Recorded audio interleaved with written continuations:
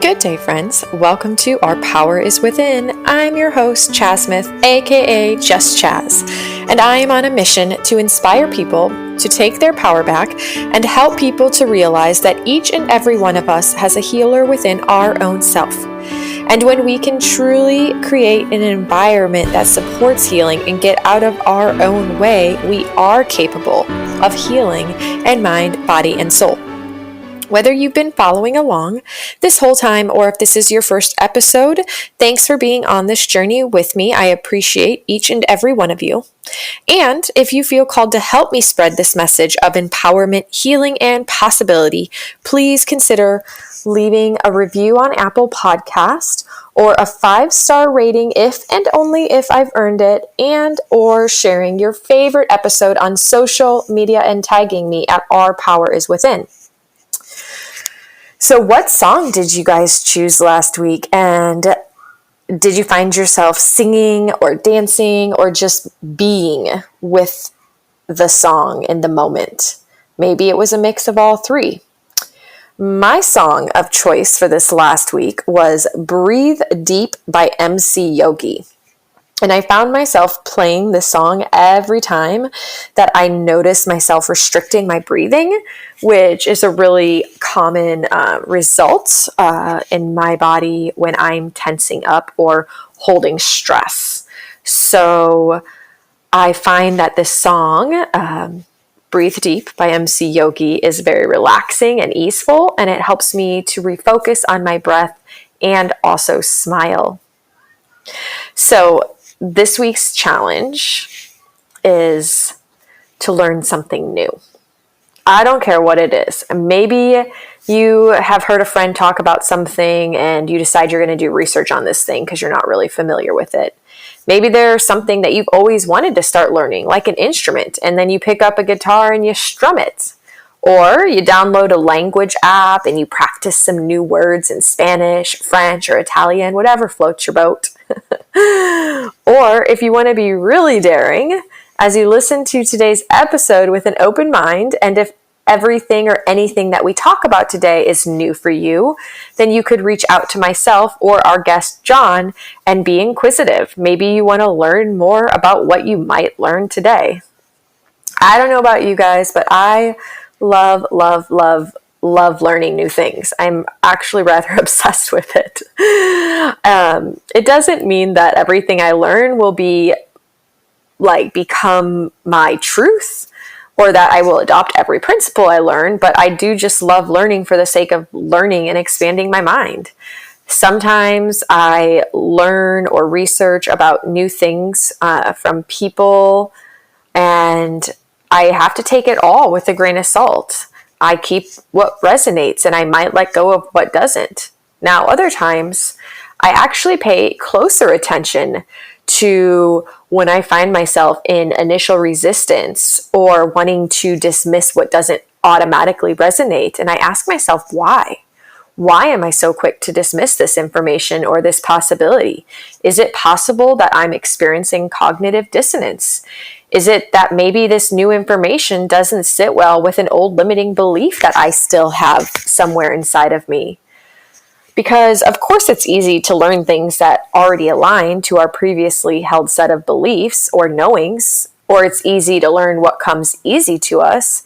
But I personally feel that there's magic in being completely open to all possibility and challenging even our own reactions or resistance to everything. I really do believe that curiosity is one of the most valuable character traits that we can embody. And so with all that said, I have been wanting to actually make a mention of a thought I've had simmering lately. Obviously, each week I have a new guest on the show, and sometimes they share their testimonials, sometimes they share their wisdom or expertise, and sometimes it's a combination of both. My hopes in this podcast is simply to inspire you to all believe in possibility.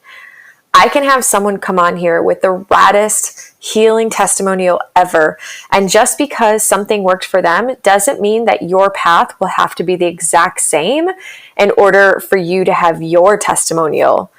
it doesn't mean that that thing is meant for you. And sometimes it might be exactly what you need. But ultimately, the goal behind this is that it just creates possibility. Only you can truly know what you need and what might come to know what you need. It might be, how am I saying this? Trial and error. You might need trial and error. You might need to also tap into your inner authority, trusting your inner guidance. And sometimes, as I've learned through my own personal experience, this can become so distorted at times, especially when we find ourselves in a state of chronic pain or illness. Considering, in my opinion, that pain and illness is an indicator of how far out of alignment we have really gotten from our true essence. And I say that, of course, it's of no fault of our own. So it's not saying, oh my gosh, I'm so ill, I'm so far out of alignment, I'm doing things wrong, or I'm bad, or I'm not good. It's not that at all. And this might not be your truth, but for me, I genuinely believe that how sick or how ill I've gotten in my life is a direct indicator of how far of alignment I got away from my truth, my actual soul, if that makes sense.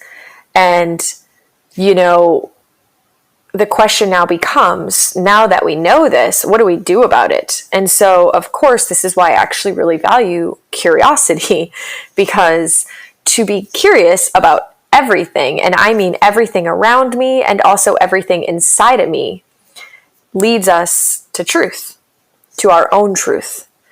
And remember, not all of our thoughts are meant to be trusted. Not everything we feel is necessarily true either. And what works for me might not work for you, or maybe some version of it might. All just food for thought. I think as we're embarking on this healing journey, we often get really excited when we finally start noticing results. And we tend to often attribute it to the last thing that we were doing. And we give credit to that tool, that system, that program, or modality. But in reality, I really believe that it was probably a combination of everything that we did leading up to that moment of relief. For example, maybe I spent a year doing journaling every single day, but I wasn't feeling better. My physical symptoms didn't dissipate. And then I started this meditation practice, and within weeks, I feel better. Well, it can be really easy to say, oh my God, it's the meditation. That's the answer. That's the solution. That's the gold nugget, right? Without considering, and then we can quickly dismiss all that journaling, right? Saying, oh, it didn't work. I didn't feel better. But we're not considering that entire year spent journaling most likely unlocked some element of our inner healer within, or was behind the scenes helping us align to our actual truth. And it helps set us up to be ready to embody the meditative state that we got to in order to achieve that healing feeling. Does this make sense? So I guess what I'm saying is, don't write anything off. We are all truly right on time and perfectly aligned for our journey to help get us closer to that truth. And everything that we do, I believe, is a step leading us either closer to truth or further away from it. And I think it's important to just remember to not discredit the whole entire process. Hopefully that makes sense. And anyhow, I am probably digressing. So let's go ahead and talk about today's episode and guest, because I'm actually extremely excited for today and also next week's episode. But what's new? I'm always excited, right? Oh gosh, I'm so lucky. Okay, for real though, today is part 1 of a 2-part series. This is the first time I'm doing a 2-part series on the show. And this is going to be with our guest, Jon Mills. Jon is not only my coach and mentor, but he is a dear friend and a truly inspiring soul and a brilliant mind. I really feel blessed to have crossed paths with Jon and to have the pleasure of being coached by him in movement and honestly, just life. When I show up for Jon's movement classes, we're not just moving our bodies. He's teaching us how to move with intention, and we learn how to move the body and influence the mind simultaneously. Every class we're learning about life and ourselves and the way we move and the ways that in which we move influence our life. And then we learn how we can apply all of what we're learning and then integrating and downloading this wisdom into our brain and body. Connecting with Jon and being a part of this gym that I've been a part of this year has been truly transpiring. The gym, the tribe, the community, it's all changed my life and has been a huge catalyst for my personal healing journey. I walked into this facility one day having no idea what to expect, and yet I came out with a permanent grin on my face and a smile in my heart. Never, ever have I been anywhere in my life that I have felt so incredibly loved, supported, and accepted for exactly who I am. And that is quite special. Jon specializes in many things, but he's extremely passionate about both human design and biomechanics and how they influence our healing and our becoming. This specific week, we will be focusing on the human design aspect and how the human design system has changed Jon's life and helped him heal his physical body through aligning to his truth. Jon will explain in his own words what human design is from his perspective during this interview.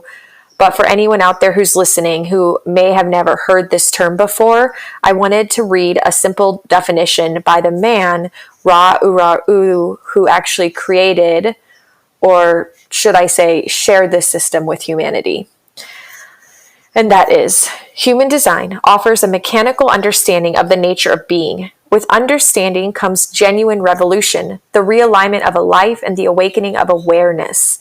Human design offers a methodology uniquely tailored to your design that liberates you from a not self-conditioning. It is called strategy and authority, and it is the catalyst of transformation. Most important is to recognize that this is a knowledge to be experimented with. There is a way, but it can only be your way. Allow this work to guide and inform you, and then, if it is correct for you, enter into the most extraordinary journey of your life. So simply put, in my own words, it's a system that shows us an energetic blueprint of who we are designed to be and gives us a tool for decision-making strategies, which you will learn more from Jon. And if you really think about it, we are simply or have simply become a collection of decisions. Some decisions have been made for us, most are made by us, right? So I do think this conversation today will give everyone something to think about, to ponder, or to learn from. And if you finish this episode and feel that you still have questions that you want answered after this episode, do not hesitate to reach out to me, because I honestly love this stuff and I can totally geek out on it. And not to mention, Jon is another great resource. He's actually a human design specialist, and he does offer extensive human design readings, and you will find those links to his offerings in the show notes. With all of that said, let's go ahead and welcome my dear friend Jon to the show. Hey, Jon, thank you so much for being here with me today. Thank you for having me. Of course. Like we've talked about so many times offline, I am so excited to bring you to the show and just have this space where you're allowed to, share your wisdom with all of the listeners and bring to the table this entirely different perspective on possibilities of healing through your healing journey and what you've encountered and experienced along the way, and what you've discovered has been pivotal for you on this journey. Yeah, I'm excited. So I feel like the way to get started, since you're going to be a new name for everyone listening, is to just maybe go into a brief background about like where you used to be and where you are now, and kind of what were the catalysts to get you there. Because I know that, like I already said, you've had your own healing journey. So I'd love for people to get a good feel for like where you came from and the route that you've taken to get where you are today. Yeah, totally.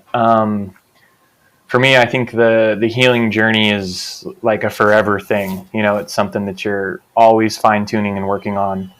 Um, but that being said, there you have states where you get like what I call death drive, where your body is just kind of one foot in front of the other, headed straight towards the grave if you don't do something about it. And that was kind of me through my 20s. I grew up as an athlete, a musician. When that stuff failed, I started training athletes, entered into personal training. I was at a commercial gym working like 50 hours a week, being a training manager as well as having clients on my own. Just no self-awareness to my energy levels or how to even operate or function. And I was also in a band, a touring band. And I started having some really, really bad health issues. And the majority of them were undiagnosed, that there was nothing wrong, but I knew that there was something wrong. You know, I started losing all my hair. I lost 70 pounds over like a period of 3.5 months. I was having what I thought to be, heart attack related symptoms, which, like are just very extreme anxiety, of which 2 times took me to the hospital and, EKG, blood work, x-ray, the whole 9 yards, and just, there's nothing wrong with you. But like that, I knew there was something wrong with me. I was having digestive issues. I was having sleep issues, chronic pain. I mean, blood was pretty much coming out of me everywhere, and I was getting faintish at my job, and trying fasting, trying different foods, trying different herbal remedies, just anything that I could to try and alleviate this. I don't know. It's just this feeling of not feeling well. I wasn't feeling well. I wanted answers, and it seemed like nobody could help me. And not only that, but I also wanted to discover them for myself.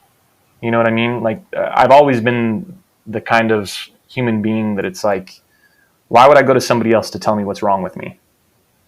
Yeah. I want to know what's wrong with me by looking deep underneath the hood of me. Like, I'm in control of that.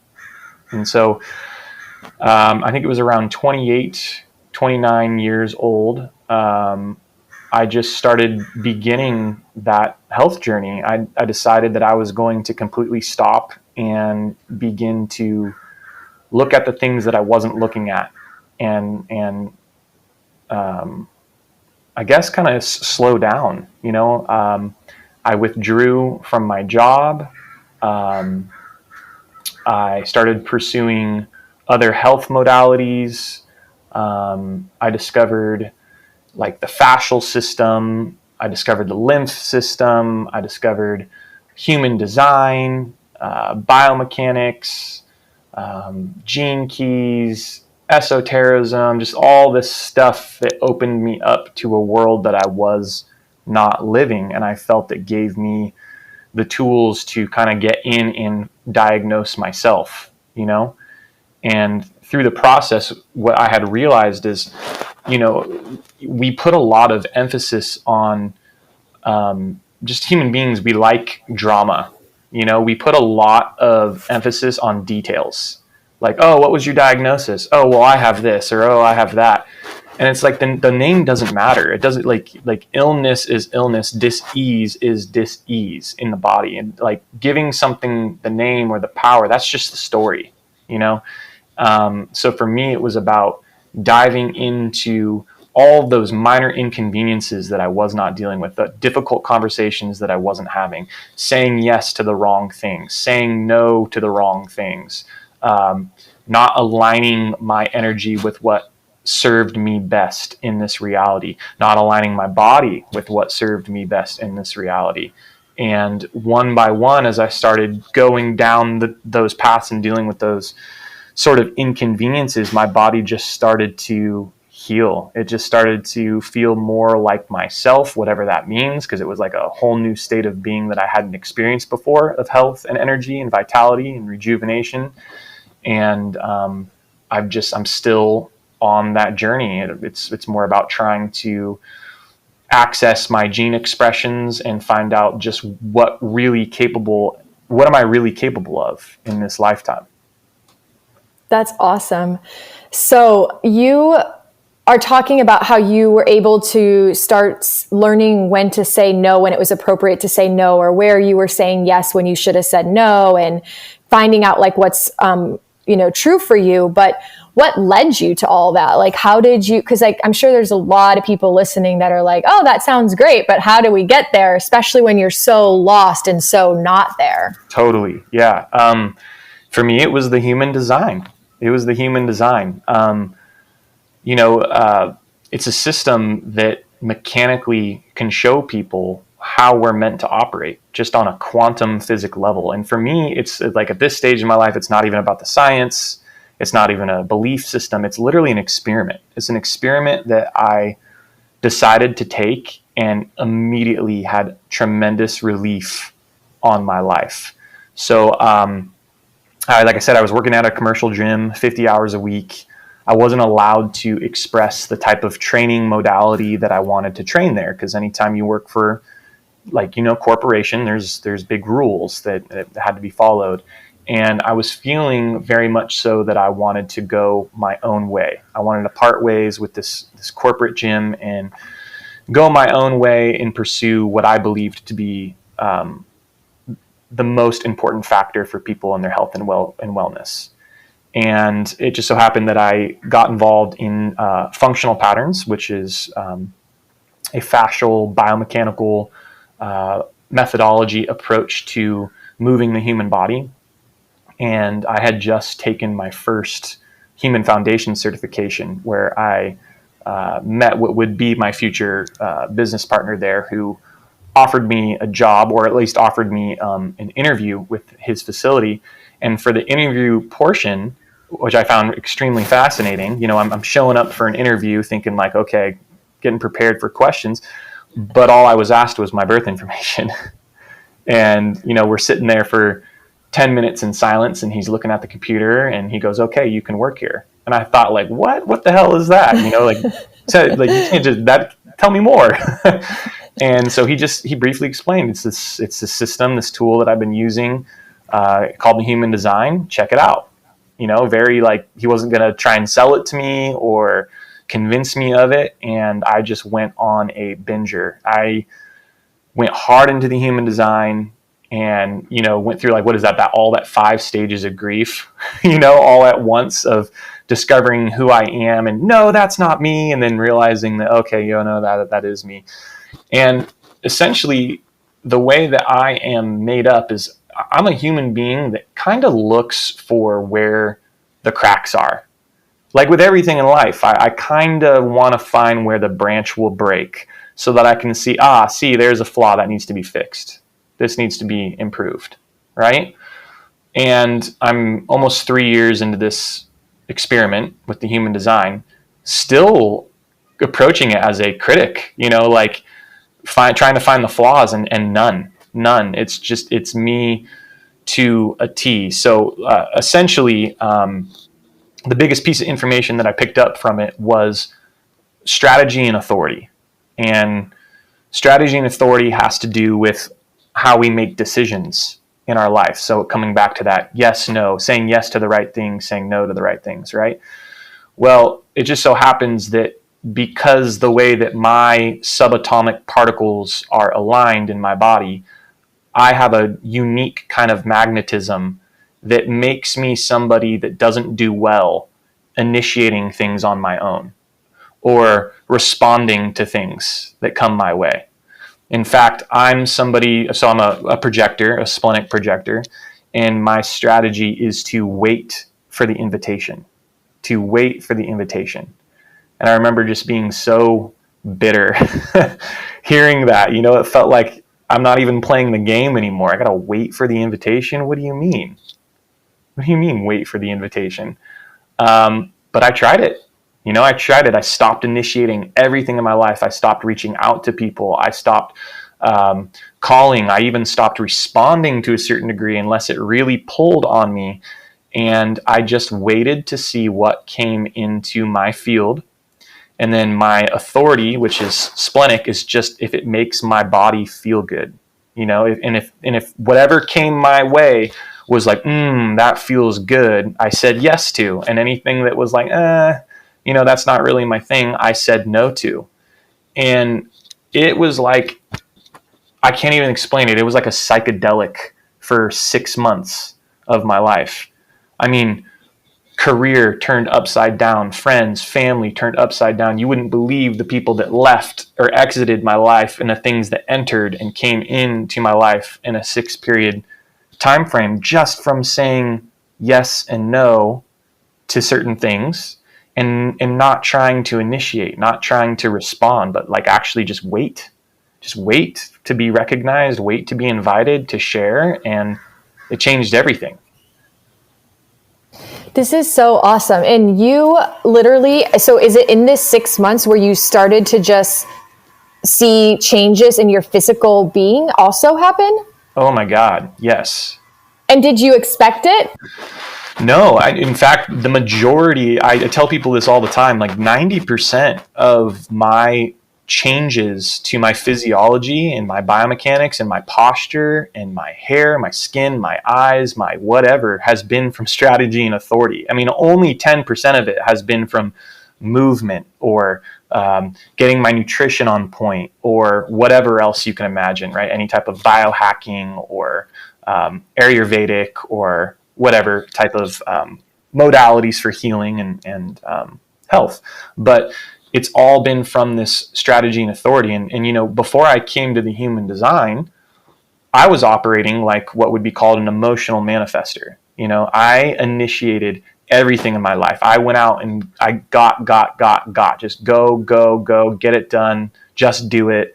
And I was emotional. Like the slightest things would trigger me, and come to this knowledge to find out, not only am I not here to go initiate, right? Not only am I not here to respond, so I can't see something and respond to it, but I have to wait for to be recognized and then invited. And it has nothing to do with emotions. It has nothing to do with emotions. That's not my trip. And all of a sudden I felt this freedom to let go of the weight that I thought I was supposed to be carrying. Do you know what I mean? Like this pressure to be the emotional person that has it all together, or to go out be a go-getter, the one that has to start everything or to respond to everything and fill up the world with energy and work 6, 7, 8, 9, 10-hour days. I just gave it up. I took this leap of faith that was scary as hell, and I gave it up. And I just started to see my rib cage decompress. My hair started to grow back. My eyes started to get more green and clearer. My skin started to clear up. My digestive issues went away. And my movement improved. My relationships improved. My health and well-being improved. It's been a trip. And I'm almost 3 years into this, still tripping. You know what I mean? It's like there's still things that are like, what the hell? It's crazy. It's absolutely crazy. It's the most humbling experience I've ever partaken in my life, ever. And it's crazy because you went into it full on. You're like, I'm just going to give this an honest try. But you did that without even associating or thinking it would improve your physical conditions. That's so crazy. Yeah. I my whole life, I've been an all or nothing kind of person. I am somebody who, when there is a problem, I want to solve it right away. I am built to solve problems. And if somebody tells me that they think they have something that is beneficial to my health and well-being, I want to start implementing that into my practice today. Do you know what I mean? Or yesterday, today is too slow. I want to get it going now. And I use this trial and error method, which is a large part of what I'm here to do, is to experiment. I'm here to try something, see if it works, and conduct my experiment and then yield my results. And obviously not everything does, right? But yeah, I was hungry to just dive into my strategy and my authority and learning more about how I'm supposed to operate. And I haven't found a flaw yet, but I'm still looking. And so can you do the listeners a favor? Because human design, I'm sure some people may or may not know what it is, but I do know that at least through my podcast, this is a completely new concept that has never been discussed before. So could you kind of give a brief explanation of just what the premise of human design is for people? Yeah, absolutely. And be prepared. I'm totally going to butcher it. I went hardcore into the science aspect of it. And I realized something, like, human beings are fascinating creatures. We love to romanticize and intellectualize systems and methods. And what happens is it stays in our head. It stays in our head as just things that we are investigating or looking into or researching or reading. And I find that it's rarely ever do things actually make it to the experimentation phase, where we're no longer just learning things, we're actually embodying them. We're actually trying to, okay, I got the gist of it. Let me actually try this out. And so for me, it was like I got so far with the science to it before I was like, all right, you know what? I'm not going to try to criticize it. I'm just going to give it a shot. And so this is my unique understanding of what the human design is as a tool. It was discovered by a wonderful man named Ra Uru Hu. And you can look up, on YouTube, it's like an hour-long video called the Encounter with the Voice. And it's basically him telling the story of this 8-day trip that he got, this download from what he believes was a solar flare. And this wisdom became the amalgamation of it. And it's essentially neutrinos, which are like 1/1,000,000th of fraction of mass. Anything that carries mass carries information. Think of them as stardust. And there are, I think it's, 300 million neutrinos passing through every square inch per second. And because the universe is constantly expanding at 186 times 10 to 26 degree power, the speed of light, the universe is always expanding, right? These neutrinos are moving at the speed of light. So this stardust is moving through all matter at the speed of light, and they are so small that they can actually pass through our quantum mechanics. They pass through our protons, our neutrons, our electrons. So you can feel my arm, but like if we had a powerful enough microscope, you can zoom in there and see all the quantum space. You can see all the empty, vast space between all the subatomic particles. And neutrinos can pass through there.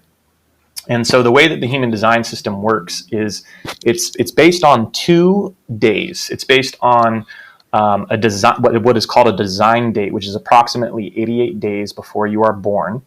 Whatever neutrinos were passing through you in your mother's womb coded your genetic information, or basically how your body or your vehicle was going to show up on planet Earth.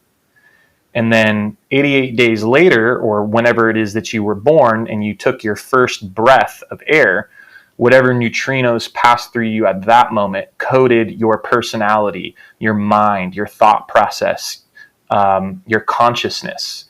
And these two pieces of information come together to create this human design quantum of, basically, this is who you are in your personality. This is how your body or your vehicle wants to operate.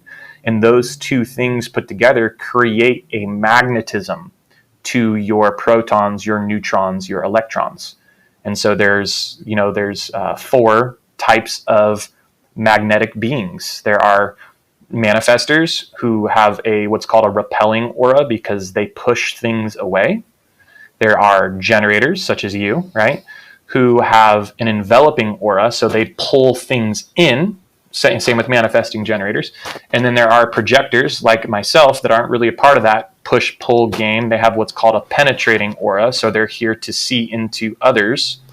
And then there are reflectors, which are more like sampling auras. They sample all the different type of energy, right? And it's all based on how these neutrinos formulate together. And then based on that aura, you are given a strategy and authority, right? So just for example, a manifester has a repelling aura, meaning they push energy away. They push it away. So the strategy that is given to the manifester is to initiate and to inform, because a manifester can't just sit and wait for life to come to them. They can't, because their energy literally repels it. It pushes it away. And so manifestors have to be the go-getters. They have to be, they're the ones that brought us Nike, just do it. Get off your ass and go do it. And they've been, conditioning the world to believe that we're all manifestors and we all have to get off our ass and go do it. And it's just not true. Whereas, if a generator, if your aura mechanics pull things into life, literally, like you pull conversations, relationships, money, career, opportunity into your life, your story is a little different, right? Like you don't need to go out and go get it. You only need to wait to respond. Wait to respond until those things come into your aura, right? And then it's because my aura is penetrating, meaning I see deep into the other, it's very violating. And so the strategy that is given to the projector is to wait for the recognition and the invitation to speak. Just wait.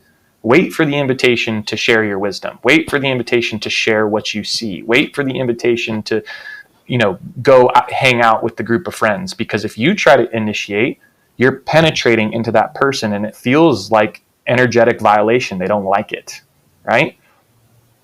So it's just one of those things where mechanically we are coded with a certain type of magnetism. And so because of this, we're given this strategy. And then through this strategy, we also have an authority, which is where we make our decisions from. So after, you're waiting for your strategy of waiting to respond, waiting for the invitation, or maybe you're waiting a lunar cycle if there's any reflectors out there listening, or you're initiating as a manifester, you have this inner authority that makes decisions to say yes to that thing or no to that thing. And so that is what my experience with the human design is that it is a system, it is a tool, it is a mechanical tool that can help align somebody and better understand how to navigate this life, how to navigate this world, because ultimately how you make decisions is your navigation. So Ra used to say it all the time, decisions equal navigation. And I added that it also equals movement. So if decisions equal navigation, essentially, when you choose to go to bed, when you choose to wake up, what you choose to eat, who you choose to hang out with, how you spend your money, what you do with your finances, what you do for a career, what you do with your love life. All of these things are decisions that ultimately put a pattern of your trajectory or how you're going to live your life. And that type of trajectory or that type of pattern or those type of events that transpire are literally just motion. They're movement taking place in your life. And so if we want, when people go like, oh, this isn't the life that I want to live. Well, okay, what is the life that you want to live? And do your decisions align with that? Are you saying yes to the things that will align you to that way of being? And are you saying no to the things that you need to say no to so that you can be more aligned with that way of being? And that's what it is for me. It's a tool to learn how to say yes and no. And it basically gave me the power to get out of my head because, like I said, we're human beings, we love to romanticize, fantasize, intellectualize shit in our heads. And it just gets stuck there. And like the mind is a horror place. I mean, it's a fucking horror place. It's a horrible place. We are capable of horror in our minds. And the whole point of the mind is for the other. It's called outer authority. It's like, you can use your mind to help share what you know with another person.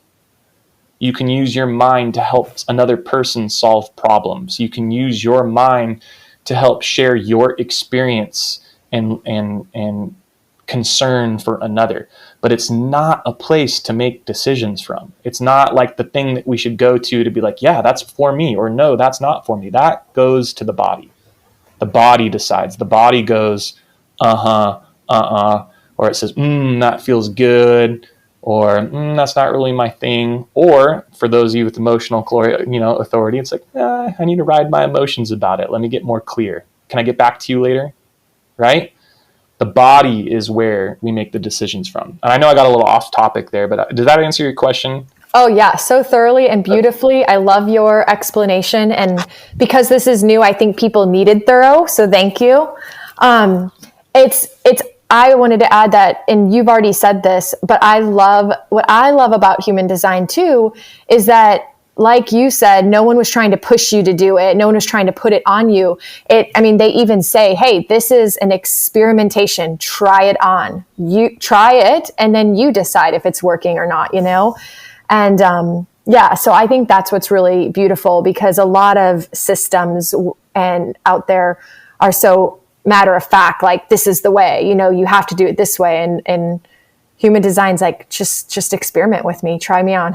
Yeah. It's like, let's put all that aside, just give it a shot. And the thing of it is it's meant to be empowering, like it doesn't put anybody in a box. And here's the actual funny thing about it. It's kind of it's a paradox.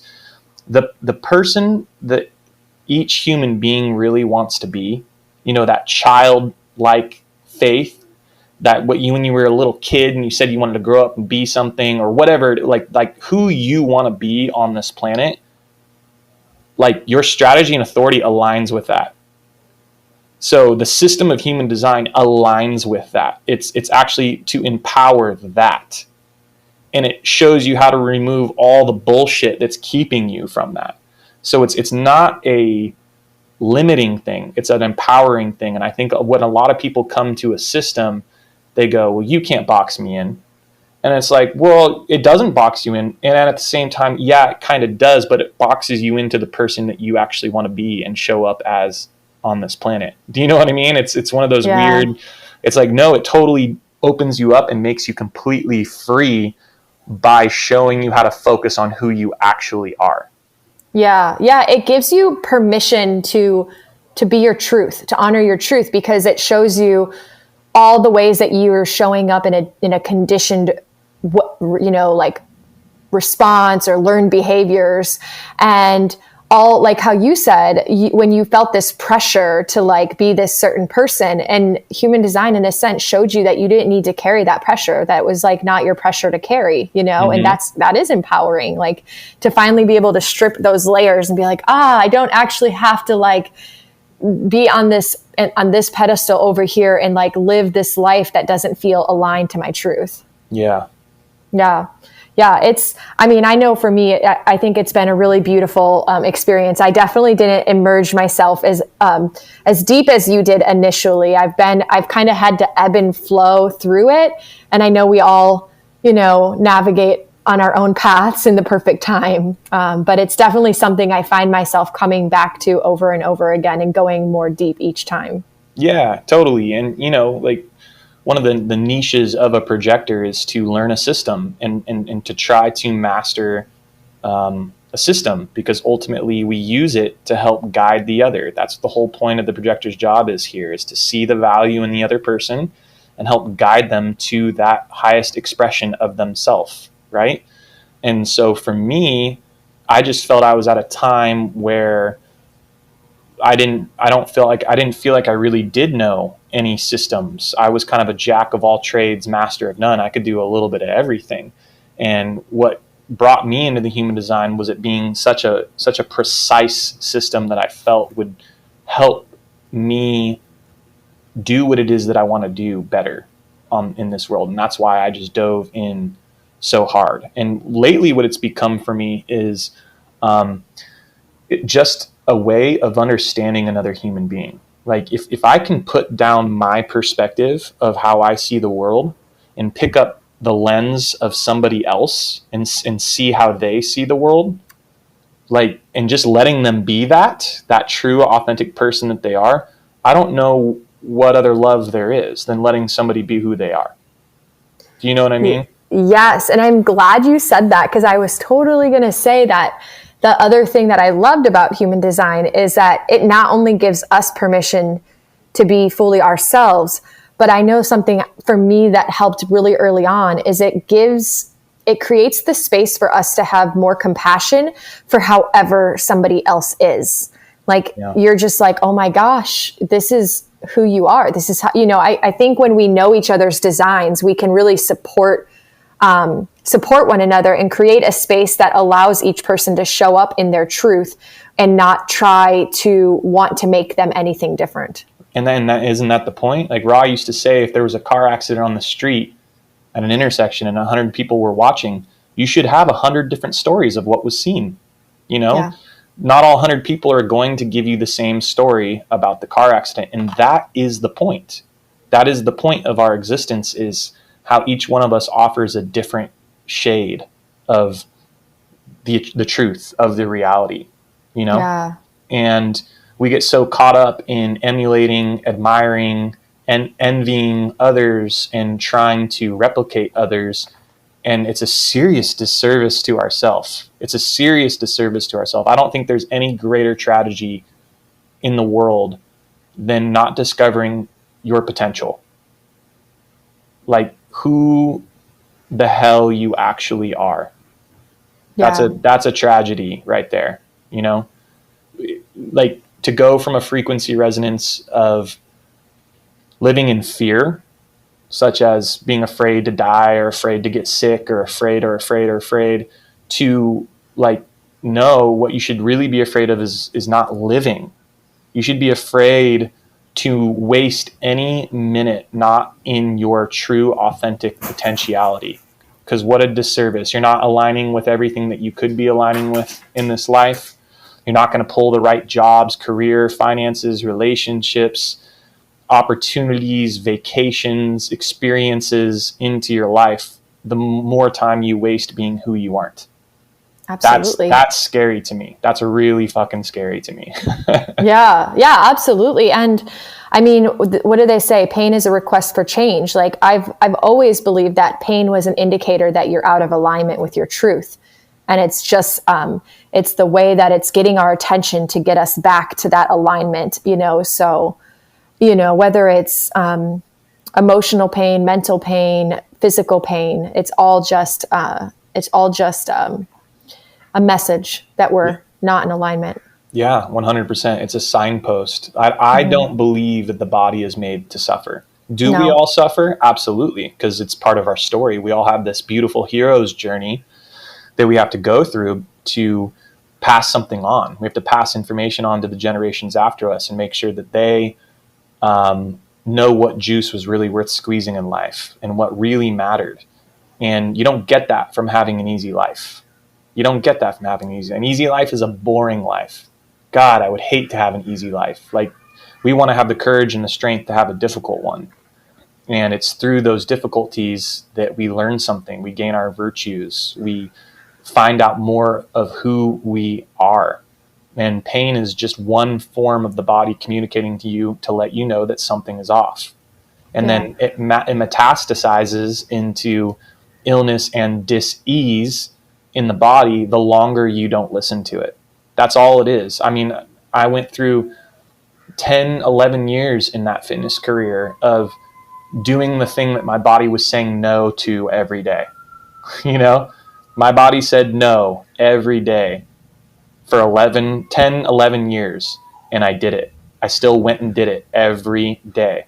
What type of punishment do you think like you're invoking upon yourself, when you go against the thing that your body doesn't want to do for that long, every day? Like, of course you're going to get inflammation. Of course you're going to get pain. Of course you're going to get illness. You're going to get dis-ease. Of course. And like, let's not even forget, like, some of this shit isn't even our problem. We've inherited it. It's ancestral. It's genetic. It's been passed on to us. That's the hardest thing, I think, for people to understand, to get out of the victim mentality of pain and illness is, we're all degenerate. We are all degenerate, and it goes on for hundreds and hundreds of years. The modern of advancements of everything that we can use for comfortability We're in an age right now where you don't even have to cook food. You can get on your phone and order somebody, and someone in a car with a little, sign on their car will go pick it up for you and drive it to your, you know what I'm saying? It's like, if it's hot, we can turn on the AC. If it's cold, we can turn on the heater. We have become a human species that is so fragile, where we don't want to deal with any inconveniences, so that the slightest inconveniences are like mountains. Do you know what I mean? Like, Yeah. Well, it's yes, because it's like we are actually resilient. We've just forgotten our resiliency. exactly. And embrace the fragility, if you will. Exactly. And so a lot of it is with us, and some of it's been passed down through us, just following, having genetic information passed down from our ancestors, and then also following the behavioral patterns of our genetic ancestors. A lot of people think, well, my dad had this disease, so I'm capable of having this disease, or so I got this disease. And it's like, no, you just followed his patterns. You were brought into the family, shown how to eat the way that your family was shown how to eat, to believe the things that your family was shown how to believe. And the apple didn't fall far from the tree. So what happens when you repeat a cycle? You repeat a cycle, and if they had the same type of health problems and you're doing the same behavior patterns that they did, you're going to have the same health problems. It's like every human being's responsibility to fall so far from the tree, the apple to fall so far from the tree, right? And I just see the human design as just one tool to do that. Once you get opened up to just how conditioned we are to believe the things that we believe, to eat the things that we choose to eat, to do the things that we choose to do, like, until you're open to that idea, until you see it, it's really hard to understand, and it's really hard to hear just how conditioned and degenerate we are as a human species right here in this day and age. It's bad. It's bad. It really is. And I don't want to say that in a way that, like, what's the word I want to use? Like, I don't want to create where it's like, again, it's all empowering. I don't want this to be like doom and gloom, like, it's so bad, like we're doomed, It's like, no, like, hey, let's open our eyes and let's wake up to this, and let's take our power back, and let's find, maybe it's not human design for everyone. I know there's other beautiful tools that help people to align to their truth. I've encountered some myself, but yeah, I think that's what it comes down to, is like getting back to who we're meant to be and being aligned to our truth. And I do believe human design is a really brilliant tool to do that, and a really simple. It seems complex initially, but once you really understand it, it's actually quite simple it's simple in the most important ways of experimenting with it. 1,000%. And it's to empower. It's like, okay, let's as a collective species get off our ass and start solving some problems. Yeah. Like we can't feel sorry for ourselves much longer. Let's go ahead and let's get up there and solve some problems. And, as far as the human design, I've met people who, now that I know in hindsight, discovered their strategy and authority without ever knowing what the human design was. Yes. You know what I mean? That's just the modality that I needed. I'm such a mechanist and a thinker. There was no way I was going to be open to hearing this, like, call it emotional intelligence, of being able to hear or understand that something else other than my brain is made to make decisions. But that being said, like, since studying the human design, I know a good handful of people that don't even know what it is, and they are so locked into their strategy and authority because they learned at some point in their life that they don't make decisions with their mind. And for them, that was as simple as it was. It's like, I don't let my mind make decisions. I make my gut. My gut makes decisions. And they might be saying, like, when they say gut, I hear, oh, maybe they're talking about their solar plexus. Maybe they're talking about their sacral. Maybe they're talking about their spleen. It doesn't matter. It's their body. So they're already tapped into that frequency. But for those that are really lost and their mind is playing tricks on them, and their mind is telling the stories, and their mind is letting them be a victim, and their mind is letting them, come up with every reason why they can't do something, the human design is a beautiful tool because it will shut that thing up. It gives it no permission to make decisions moving forward in your life at all. You don't get to. There is no mental decisions made anymore. And now it's like you have an accountability. There's no excuse for it, right? Yeah. But that's one of the tools. And then there's all these other tools that people can use to check in with themselves to see if they're not dealing with minor inconveniences. Like we've done some of them, like an ice bath, right? That's a very extreme measure. But how about like a cold shower? I find it fascinating the amount of people that I talk to that are they're so resistant to taking a cold shower, right? Very resistant to it. And it's like, I'm not saying stay in there for 20 minutes and do it every day, multiple times a day, but like try ending your shower cold and see how your body responds. Because every human being has the ability physiologically to do it. It's just your mind that doesn't want to, right? Yeah, absolutely. Yeah. Every body can survive it. Everybody and every body is capable of getting to that 90-second, 2 minutes where the cold isn't really cold anymore and you drop into that parasympathetic state.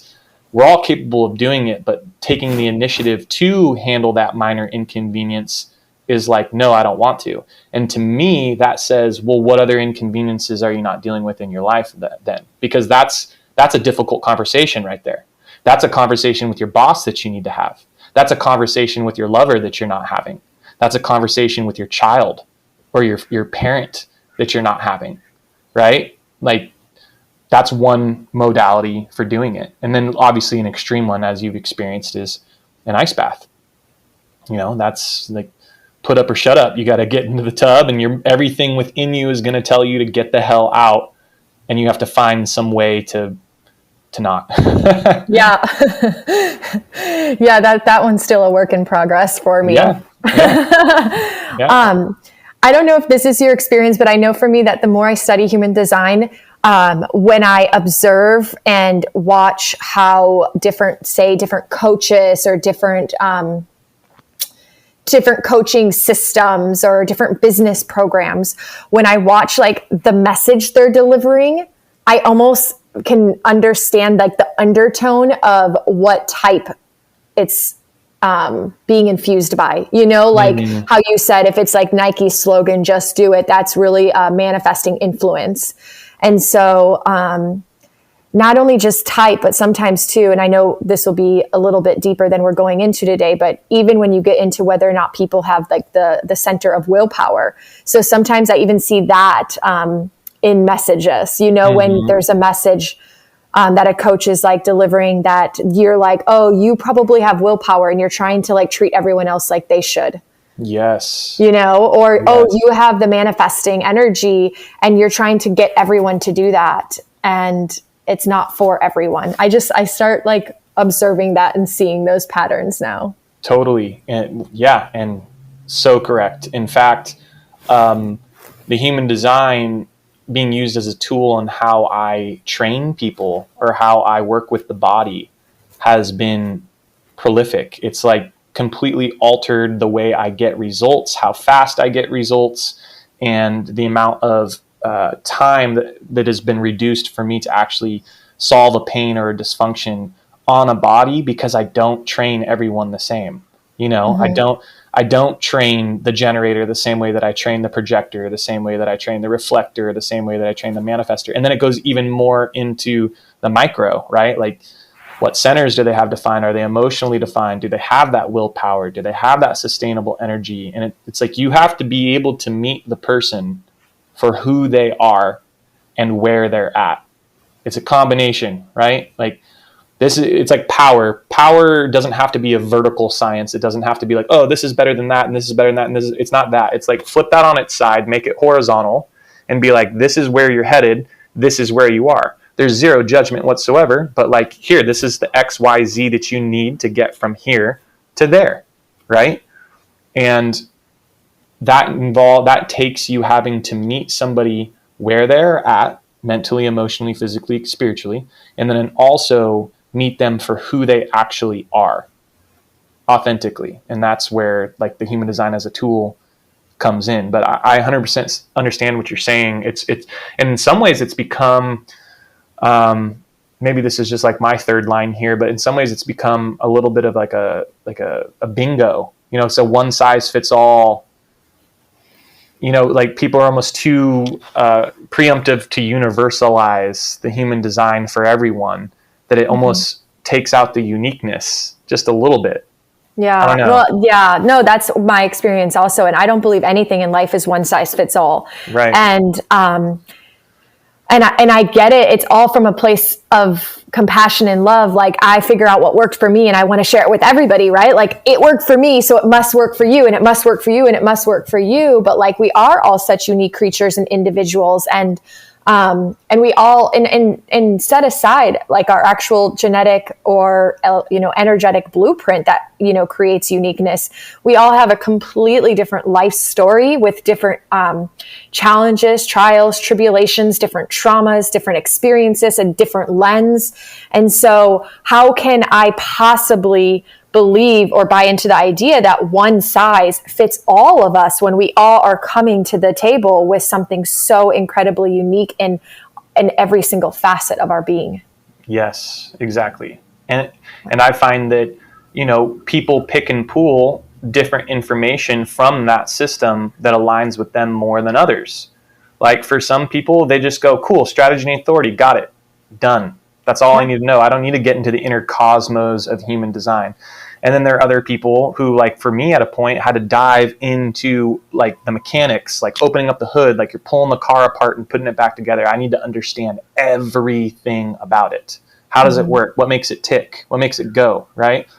Some people, it's somewhere in between. Like maybe strategy and authority gets them started, but it isn't until they heard their radical transformations and how they're supposed to eat, or what their environment is, or what their perspective enlightenment is, or what their motivation is in this life, that they're like, oh my God, that makes so much sense and it aligns with, right? So it goes as deep as the person needs it to go. That's it. And and at the root of it all, strategy and authority. That's it. It's that simple. Find out how you're supposed to operate based on your magnetism, and then listen to whatever your authority is for making decisions. That's it. And then if you want to know more, you can, but if not, that's beautiful. Yeah. Yeah. And like you said, some people are already so tapped into our intuition. I mean, I have friends like that, and I'm like, you never did any of the work and you're just so intuitive and so tapped in, but again, we're all on different paths. Right. Here we are. When you have all this wisdom and knowledge and this deep understanding of human design now, and understanding of the conditioning and everything we've been talking about. And you learned about this just 3 years ago. And when you came into it, you already explained you were in your own, experience of illness and dis-ease in your body. You immersed yourself into this system without even knowing it would heal you on a physical realm. But prior to all this wisdom and knowledge in human design, when you're in the thick of it and you're in the sickness, in the illness, did you have that innate understanding that it was because you were out of alignment? Did you know then that you weren't doing something right, and that the illness was because it was a message? Or did you have to, like a lot of us go through, like the victim mentality where you're like, why is this happening to me? What is actually going on? And just not knowing. Yeah, that's a great question. And of course I went through the victim mentality. Why me? What is this? How can I fix it? I think for me, ultimately it came to, like, I had to get out of my way. Like I had to almost surrender that I didn't have the answer. And it actually took a very near dear friend of mine. Like I had to be open. That's what it was, is like, I had to open up to the fact that maybe I didn't know and somebody else might have been able to provide a solution for me, and that it's okay to ask for help, and that it's okay to like be transparent and be like, hey, like I'm not the superhero that you thought I was, or whatever projection that somebody's placed on you. But I let somebody else in who could look at my situation from the perspective that I wasn't seeing it.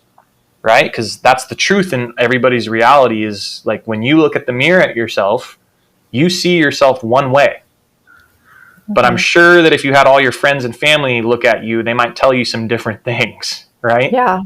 And it ultimately came down to that. I think I hermited it out, and I tried to solve it all on my own, and I was very apprehensive to ask for help. I knew that going down Western medicine was not a path that I wanted to go. I don't believe in any of it, still don't.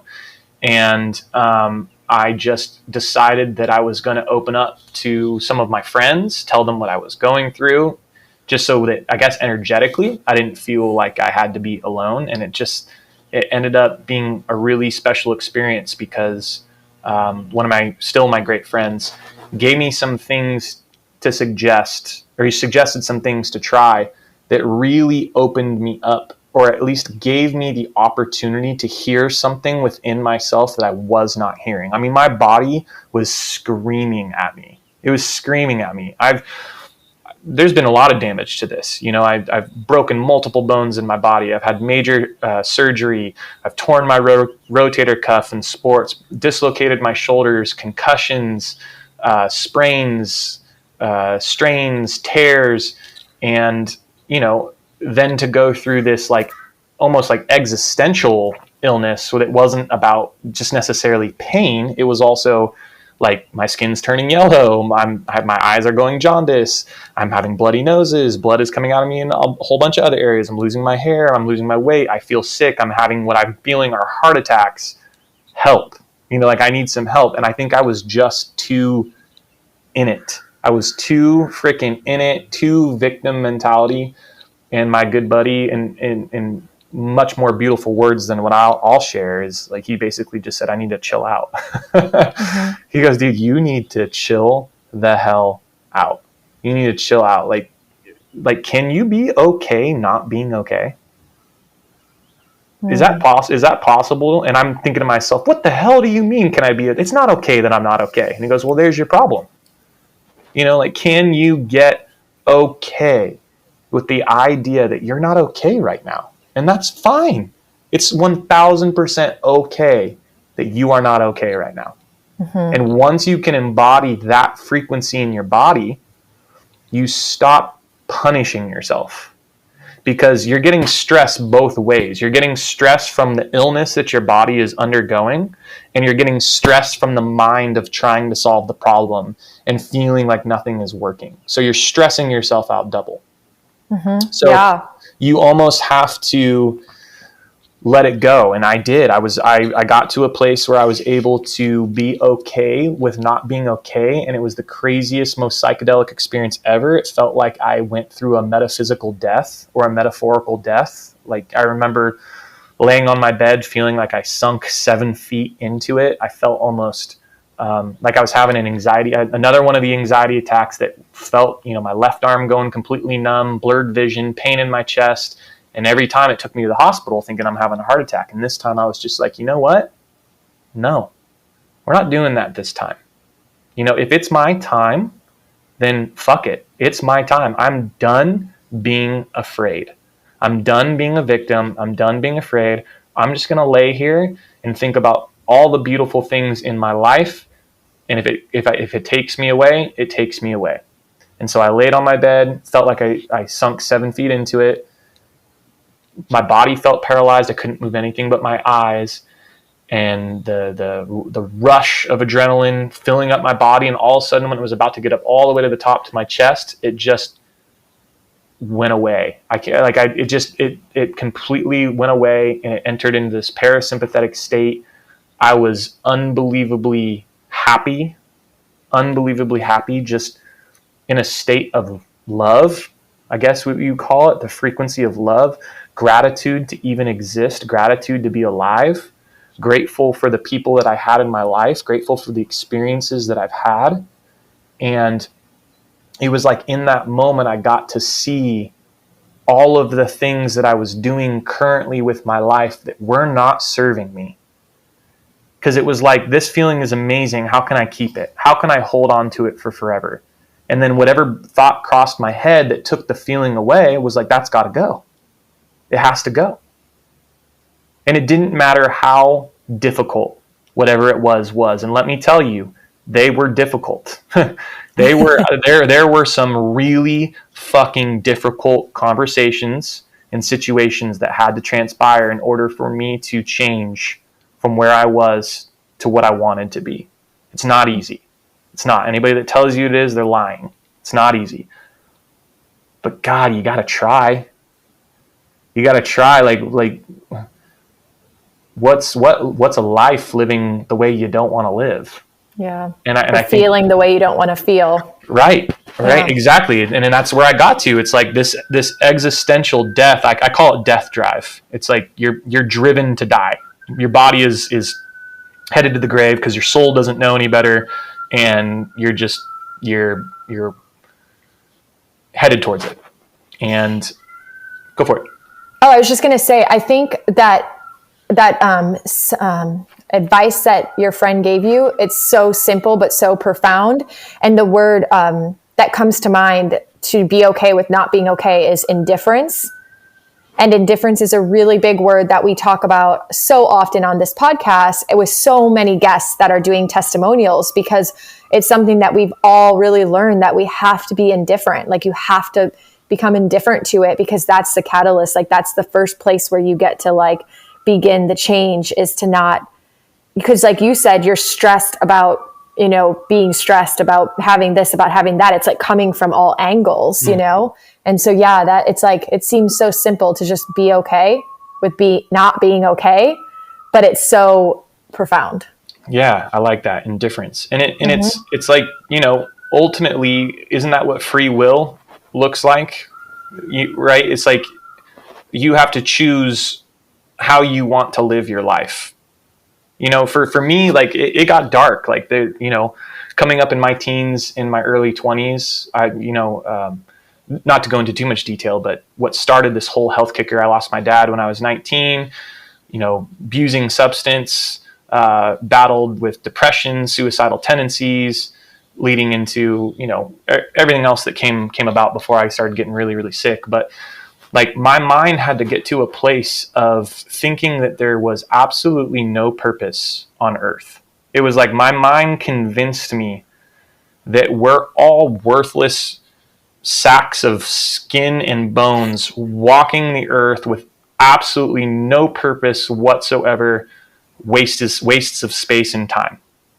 And like, that's crazy, right? Like, my mind, like, I got to that frequency.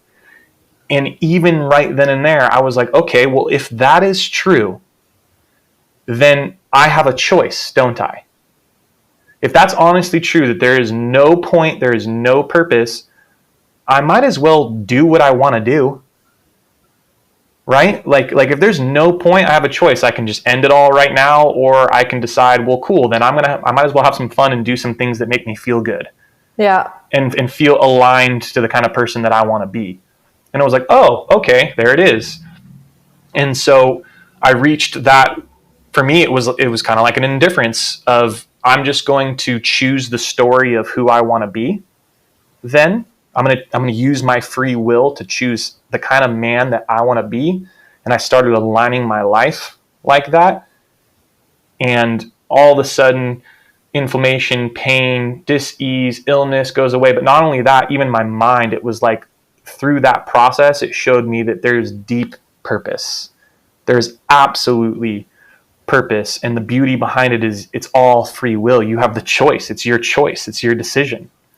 It's your decision. But yes, I think ultimately it does have to come to some sort of indifference.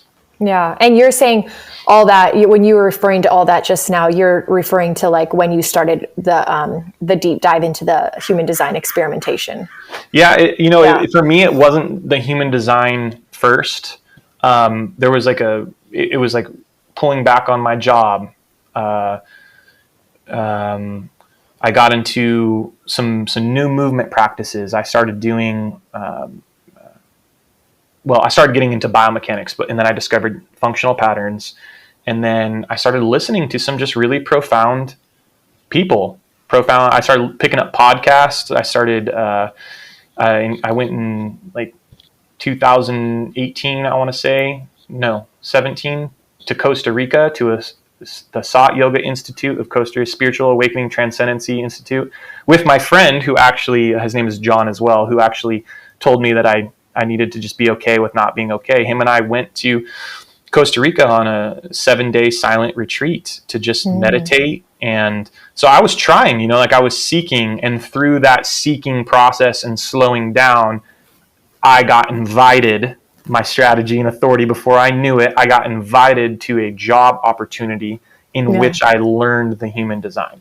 Okay. And then that was like where the ball really started. And that was like, where I started putting the pieces of the puzzle together. And I actually, in hindsight, could see that before I had discovered the human design, the actual system, that 2 years or a year and a half of me making the commitment to get better, I was in my strategy, and I was doing that. I did stop initiating. I stopped responding. I just wasn't conscious of it. It was what I fell into.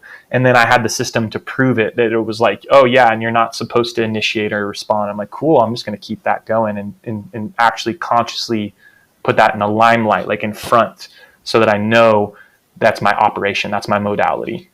That's awesome. Yeah. It's like, it just kind of helps solidify that you were on the right path. Yeah. Yeah. And so I know this journey never ends, but overall your physical, like from a physical perspective, you feel great now, don't you? Oh yeah. I have no pain. You have no pain. I feel free. I feel absolute freedom. My body has the ability to express itself in any way that I want it to express itself without fear of being hurt or getting in pain. And that's something I've never been able to experience in my life. And I wish other people could feel that, could experience that. I don't know how to put words to it. I love it. You feel like you can do anything you want to do physically, and you're able to pain-free. Yeah, like somebody could call me and say, let's go play basketball. Let's go play tennis. Let's go for a hike. Let's go mountain bike. Let's go whatever, you name it. And my body will do it. And my body will do it free from fear of pain. Like like all the bones I've broken, all the tears, all the surgery, all the illness and disease, I like nothing, not a thing. I'm so grateful for that experience. Yes. And all your hair grew back. Almost, yeah. It's a work in progress. Now you have like a luscious full head of hair. Yeah, trying to. I'm doing this thing where I'm not allowed to cut it, so we'll see what happens. yeah, that's amazing. And like you said, it is a work in progress. It's never ending. There's still degeneracy within me and my biomechanics and my movement. There's even still some behavior patterns that I'd like to raise to their higher expressions, and I hope it continues until the day I decide I don't want to be alive anymore. You know what I mean? It's like the point of life. It's so beautiful, is to always have something to be improved or adapt or evolve. And I want it to continue for forever. Yeah. Yeah, until your last breath. Yes, please. Yeah. Yes, absolutely. Friends, that is a wrap. Maybe just listening to today's episode, you have already completed your challenge for the week to learn something new. Maybe this isn't new to you. Either way, if you ever want to chat about any of it, shoot me a message and let's connect. And don't forget to check back next week, where we're going to shift gears and talk all about biomechanics. And for any of my brain retrainers out there, the way I understand biomechanics for me is how it works for me and how I interpreted it is I see brain rewiring as this rewiring from the top down, and I see biomechanics as rewiring my brain from the bottom up. And we're going to learn so much more about this next week. So stay tuned, and until next time, make this week great.